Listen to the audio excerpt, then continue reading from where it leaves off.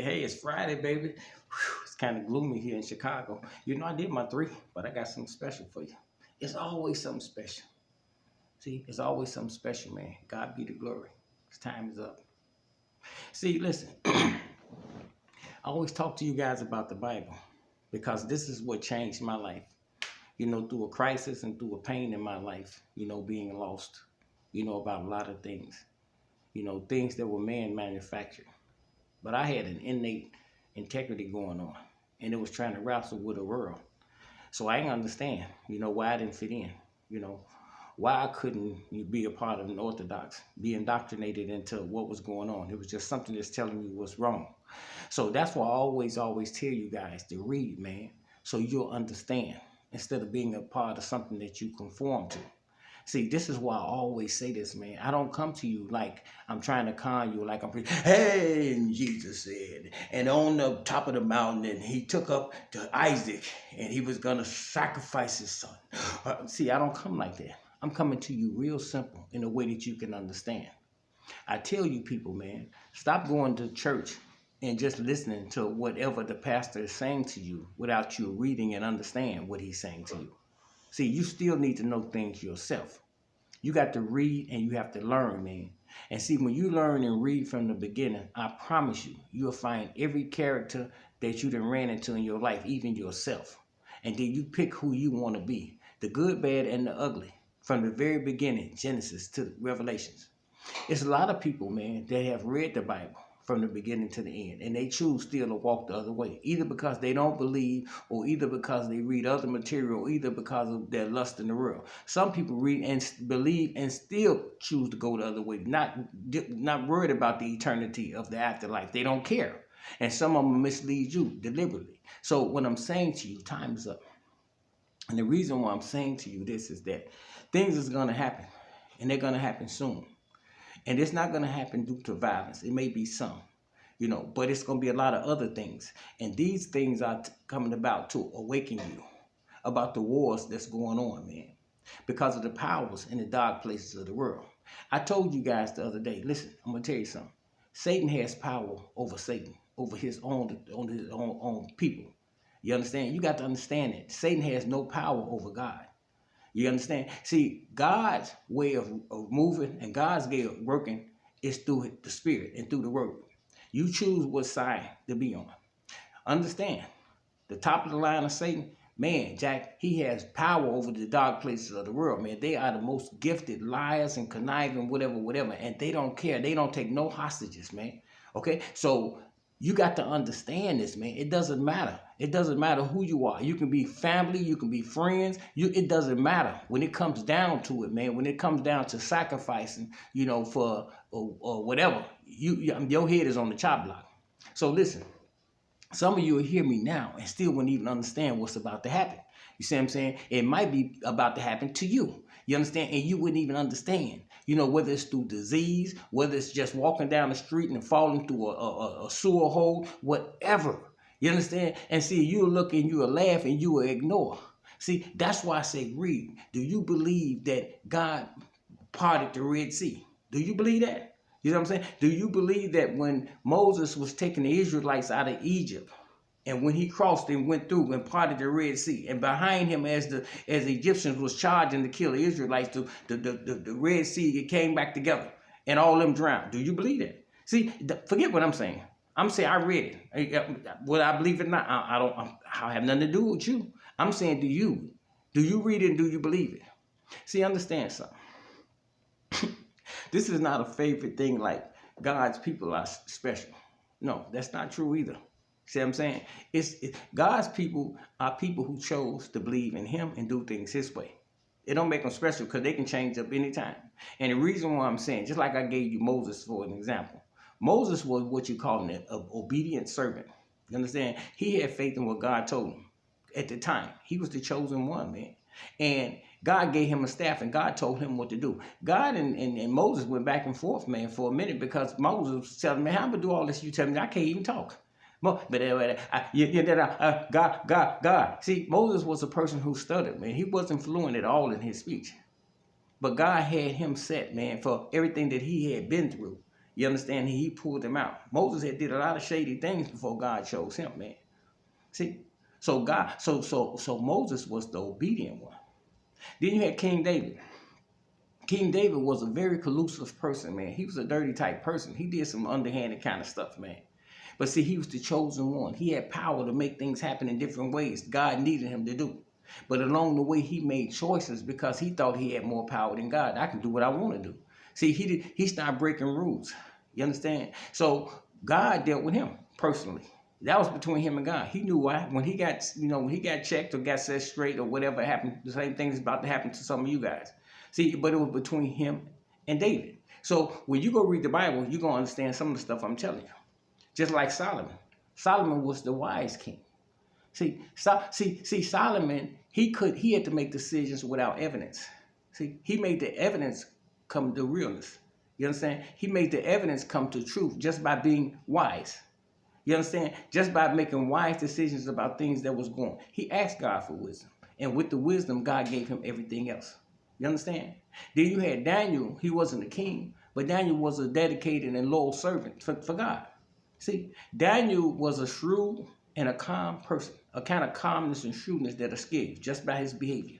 He didn't say much. He didn't talk loud. He was just a calm, shrewd kind of guy. He was a loyal, faithful guy.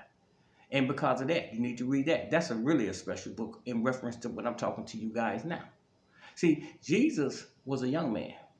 And Jesus was what you call a messenger. See, he was obedient. He was a messenger. And he died young. You understand? He wasn't a dangerous or violent type person.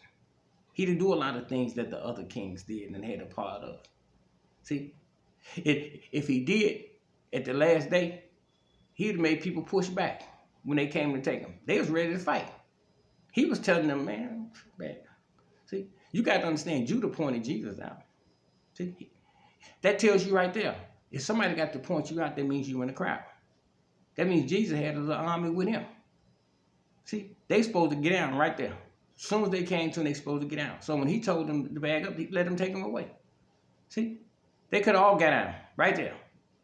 See, listen, man, what I'm saying to you, I'm saying things, conjectures. I'm taking things out of context, right? So what I'm saying to you, you need to read, man. See, you need to read and understand where you came from, where you are, why you think the way you are, why you so adapting to things that you used to. You gravitate toward things you used to. You out here and part of a condition, part of your own suffering, part of your own hunger, and part of your own desperation, you thinking about what you can get from somebody else, like people owe you something. You see what I'm saying? You use that as an excuse because of your choices in life, what made you and made your situation the way it is. So because of your situation the way it is, you think that you need to go try to take something from somebody else. You try to con for it. You can't con and get it. You want to steal it. You can't steal and get it. Next thing you want to do, you want to kill and get it. But it has nothing to do with anything.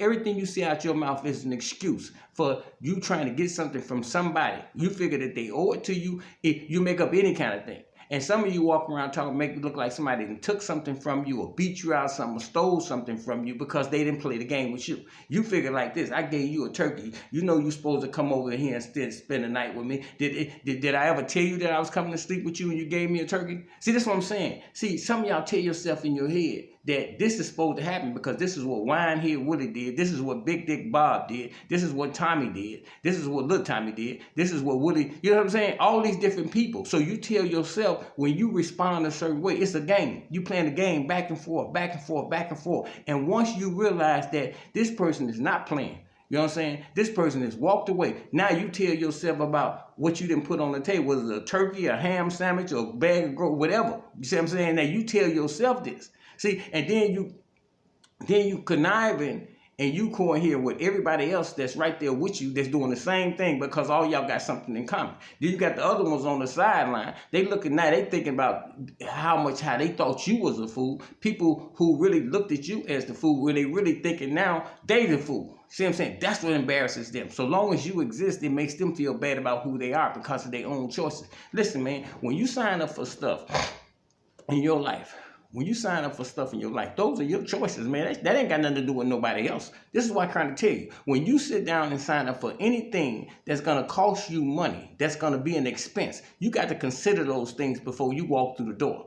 9 times out of 10, when you sign up for things, there's a lot of people telling you, okay? There's a lot of people telling you that don't sound like that's no good plan, man. That don't sound like it's a good idea. You see what I'm saying? But it's always one person or two person will sit there and tell you, man, yeah, I understand, man, yeah. You know, because see, sometimes in life, you know, you meet your soulmates and that's the way it be, you know, so, you know, that's a good thing, so and so. But at the time, what you don't know, that's the very person who's telling you to do something that's messed up and screwed up, knowing what you finna sign up for, but pushing you straight over the dungeon. But you think this person loves you. You listen to this person because they telling you to do something you want to do anyway. Even though you got to understand something. If it was the right thing to do, you wouldn't even have to ask if was it the right thing in the first place. You already know. See what I'm saying? You already know it ain't no good thing to do. But you want to do it anyway. And your flesh want to do it. And then you look at an older person and listen to what they tell you. But that ain't the killing part of it. Look, I told you, once you sign up for it, they already know you're going into a canyon of death. They know you're going through nothing but heartache and pain. They ain't no struggling and suffering. But then at the end, when you get to go through your different trials, they be the same ones sitting there trying to tell you about somebody else owe you to make you pay for everything that you signed up for. And they the one who made you sign up for it. They supposed to pay for it. They the one got you to do it. You see what I'm saying? But you riding with them now, and everybody's collusion. Hey, that's where it's the end at. So understand, once again, like I told you, Satan is against Satan. Satan has power against Satan. Satan wins every time. See, when you're running up against the rare, see, God protects his.